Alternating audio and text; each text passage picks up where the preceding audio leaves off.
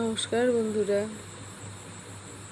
আজকে তোমাদের জন্য একটা ছোট ছেলে এবং তার মায়ের গল্প নিয়ে হাজির হয়েছে। ছেলেটার নাম হচ্ছে মাধব। তো মাধব আর তার মা, সে বহুদিন আগের কথা, গঙ্গা নদীর ধারে পলাশপুর নামে একটা ছোট্ট গ্রামে বসবাস করত। মা ছেলে ছাড়া সংসারে আর কেউ ছিল না। মা অতি কষ্টে কোনো রকমে সংসারটা চালাতো আর ছেলেকে মানুষ করত। মা খুব পরিশ্রমী ছিল, কারো কাছ থেকে হাত পেতে কোনোদিন কিছু নিত না। লোকের বাড়ি ধান ঝেড়ে, মুড়ি ভেজে, মুড়কি করে, মোয়া করে এইভাবে দিন চালাতো। সম্পত্তি বলতে একটা ছোট্ট কুঁড়ে ঘর আর তার পাশে অল্প জায়গা যেখানে নাকি নানা রকম সবজি ফলাতো। তো গল্পটা হলো যে মাধব আর তার মা যে পলাশপুর গ্রামে বসবাস করত, সেটা হচ্ছে নদীর শেষ প্রান্তে, সঙ্গে লাগোয়া গঙ্গা নদী। তারপরে কিছু ঘন বন ছিল, তারপরে মাঠ ছিল। সে মাঠ পেরিয়ে যেতে হতো পাঠশালাতে। আগেকার দিনে তো বাচ্চা কাচ্চারা পাঠশালাতে পড়াশোনা করতো। তো মাধবের সেই বন পার হওয়ার সময় কোনো সঙ্গী থাকতো না। সঙ্গী বলতে থাকতো গাছপালা, নানা রকম পশু পাখি, এসব ছোট ছোট খরগোশ আর যত বনের পাখি। তো সেটা পার হতে মাধবের ভালোই লাগতো। নানা রকম গাছ, কিচিরমিচির পাখির শব্দ, পশুদের এদিক সেদিক যাওয়া, ছোট্ট বনমোরগ, খরগোশ, এদেরকে দেখতে ভালোই লাগতো। আর মাধবের মা যিনি, উনি প্রতিদিন ভোর রাত্রে উঠে গঙ্গা স্নান করতেন এবং গঙ্গা স্নান করার পরে গোপালের নিত্য সেবা, গোপাল ঠাকুরকে নিত্য সেবা না করে উনি অন্ন জল কিছুই মুখে তুলতেন না। তারপরে ঘরের সমস্ত কাজকর্ম করে ছেলেকে পাঠশালাতে পাঠাতেন। এইভাবেই দিন চলছিল। তা একদিন হলো কি, যে মাধব পাঠশালাতে যাওয়ার পরে প্রচণ্ড সেদিন বৃষ্টি নামলো। যখন মাধব ফিরে আসবে পাঠশালার থেকে বাড়িতে, খুব বৃষ্টি নামলো, একেবারে মেঘ গর্জন করে হুড়মুড়িয়ে বৃষ্টি নামলো। তাও তখনকার মতো ফিরতে পারলো না। তার সঙ্গে অনেক বাচ্চারাও ছিল, তারা তো বনের এই পাশে থাকে। তো মাধবের সঙ্গে ওই বনটা পার হওয়ার মতো কেউই ছিল না।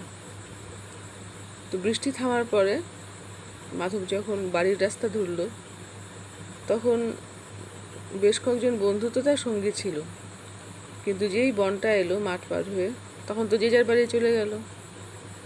কারণ সবার এইদিকেই বাড়ি, ওদিকেই একমাত্র মাধবের বাড়ি।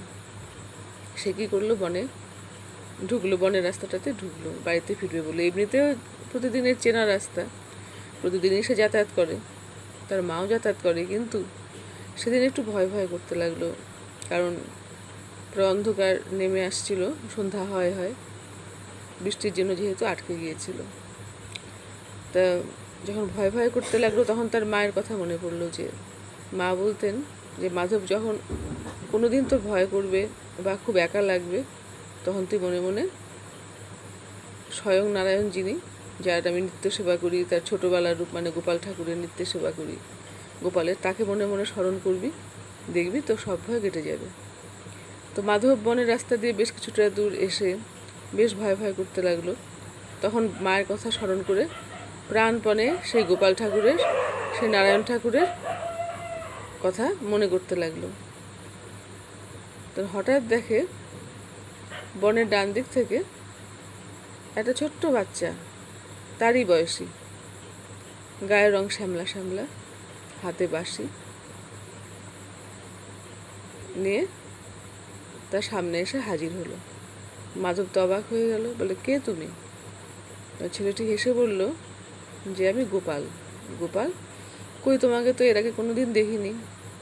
তুমি এরকম বনের মধ্যে কোথার থেকে এলে? আমি তো অনেকদিন যাতায়াত করি, আমার মাও যাতায়াত করেন, কিন্তু কোনো দিন দেখিনি তো। গোপাল বলল, আমি তো নতুন এসেছি, ওই দিকে থাকি, তা আমি গরু চড়াই।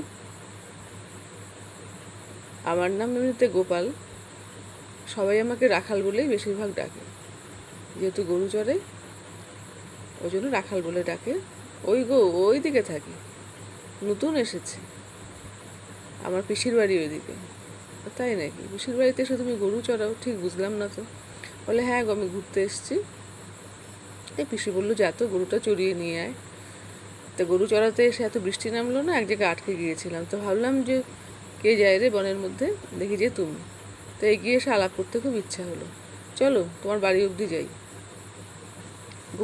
মাধব তো হাতে চাঁদ পেল, খুব ভয় ভয় করছিল, একটা সঙ্গী পাওয়া গেল যা হোক বনের মধ্যে। সেও সঙ্গে সঙ্গে কত রকমের গল্প করতে করতে বাড়ির দুর্গরা এসে যখন পৌঁছলো, তখন সেই রাখাল বালকটি বলল যে, যাও তোমার বাড়িতে যাও, তোমার মা হয়তো খুব চিন্তা করছেন, আবার কালকে দেখা হবে। তো মাধব বলল, চলো আমার মায়ের সঙ্গে তোমার পরিচয় করে দিই। গোপাল তখন ওই রাজা গোপাল বলল কি, না না না, এখন আর বাড়িতে যাওয়ার সময় নেই, আমার মাও তো চিন্তা করবে, আমার পিসের মশাই চিন্তা করবে, আমাকে যেতে দাও তুমি। বলে, তোমার একলা যেতে ভয় করবে না? বলে কি, না না, আমি এই তো এদিক দিয়ে তাড়াতাড়ি তাড়াতাড়ি চলে যাবো, রাস্তা আমার চেনা। তো মাধব কিছুই বুঝতে পারলো না যে স্বয়ং কে ছিল।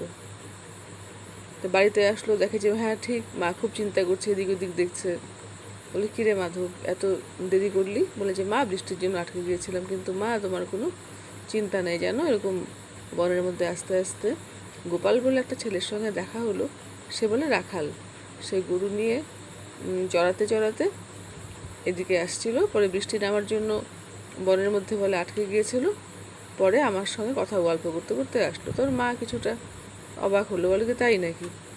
গরু চড়াতে চড়াতে বনের মধ্যে ঢুকে পড়ছিল, কেমন দেখতে? বলে, ওই তো শ্যামলা গায়ের রং, হাতে কি সুন্দর বাঁশি, ও খুব ভালো বাঁশি বাজায়, তাই বলছিল।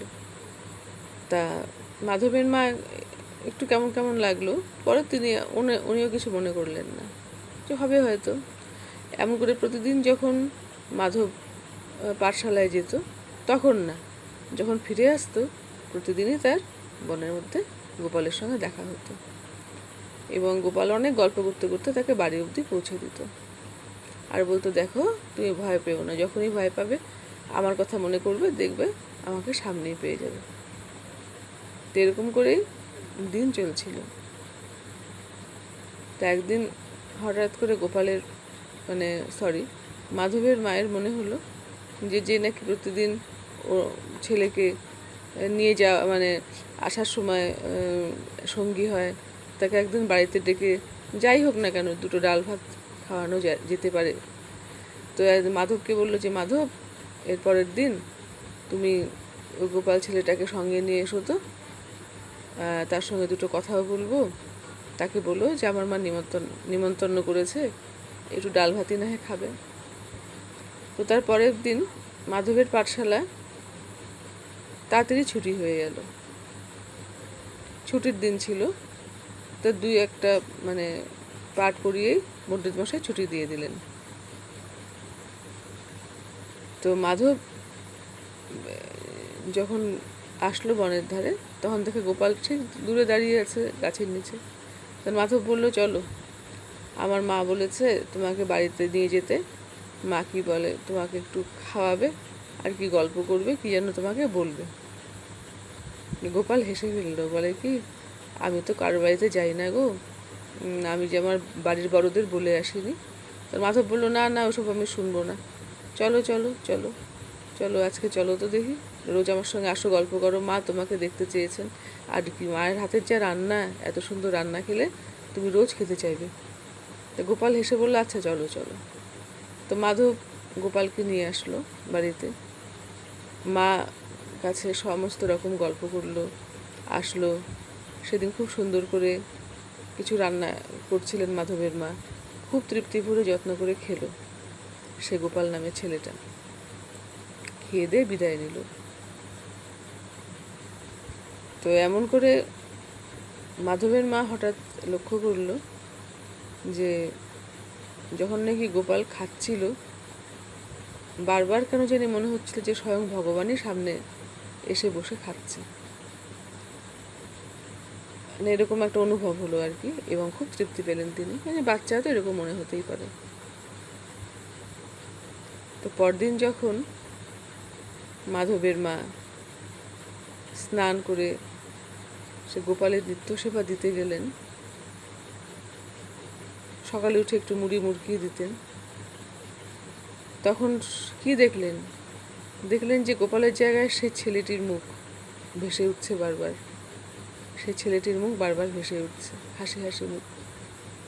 তিনি অবাক হয়ে গেলেন এবং বুঝতে পারলেন যে যাকে নাকি নিয়ে মাধব এত গল্প করে, এসে যাওয়া আসা করে, যাওয়ার পথে গল্প করে, এখন যাওয়ার পথেও দেখা মেলে, আসার পথেও দেখা মেলে, সে তাহলে স্বয়ং ভগবান, যে বনের মধ্যে একা দেখে আমার ছেলেকে তুমি এভাবে রক্ষা করছো প্রভু, এবং গোপালের রূপ ধরে তুমি আমার বাড়িতে এসে আমার হাতে রান্নাও খেয়ে গেলে। তিনি খুব আপ্লুত হলেন এবং ঝরঝর করে চোখ দিয়ে জল পড়তে আরম্ভ করলো, কিন্তু মাধবকে কিছু জানতে দিলেন না। মাধব নিত্যকারীভাবে পাঠশালায় যেত, পাঠশালার থেকে আসতো।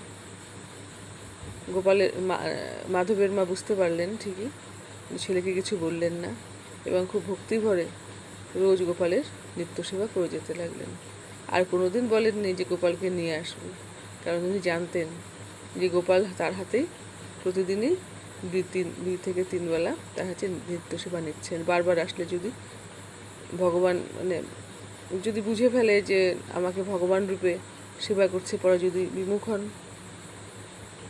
বারবার ডাকলে পরে, যদিও বা খুব ইচ্ছা করতো তাকে সামনে এভাবে পেতে, তবুও মাধবের মা কোনোদিন আর বলেননি যে ডেকে নিয়ে আয় তোর সেই বন্ধুকে, কারণ উনি বুঝতে পেরেছিলেন যে স্বয়ং ভগবানই তাদেরকে রক্ষা করছে এবং এতখানি সহযোগিতা করছেন এই বনের ভিতর দিয়ে যাওয়া আসা করার সময়, তার ছেলেকে সবসময় দেখাশোনা করছে। তাহলে বন্ধুরা, যারা নাকি অন্তর থেকে সত্যিকারের ভগবানকে ডাকে যে হে ভগবান এখন আমি কি করব, তখন কিন্তু ভগবান কোনো না কোনো রূপে এসে তাকে সহযোগিতা করেন। তাহলে আমরা হলে কি করতাম বলো? রোজ গোপাল ঠাকুরকে পাওয়ার জন্য সামনে বসে খাবে, হাসবে, কথা বলবে, তো রোজই আমরা গোপাল ঠাকুরকে ডেকে আনতাম। কিন্তু মাধবের মা এখানে কেন সংযম করলেন জানো? কারণ উনি বুঝতে পেরেছিলেন যে ভগবান তাকে পরীক্ষা করছে, যে তাকে স্বয়ং পেতে চাইছে সামনে, অথচ উনি কখনো একদিনের জন্য একদিন ডেকে রান্না করে খাইয়ে আর আসতে কখনো বলেননি, কারণ গোপাল স্বয়ং তার বাড়িতেই তো আছে। তাহলে বন্ধুরা, গল্পটা কেমন লাগলো? আজ তাহলে আসি, আবার কালকে একটা গল্প নিয়ে এসে হাজির করব। নমস্কার এবং ধন্যবাদ।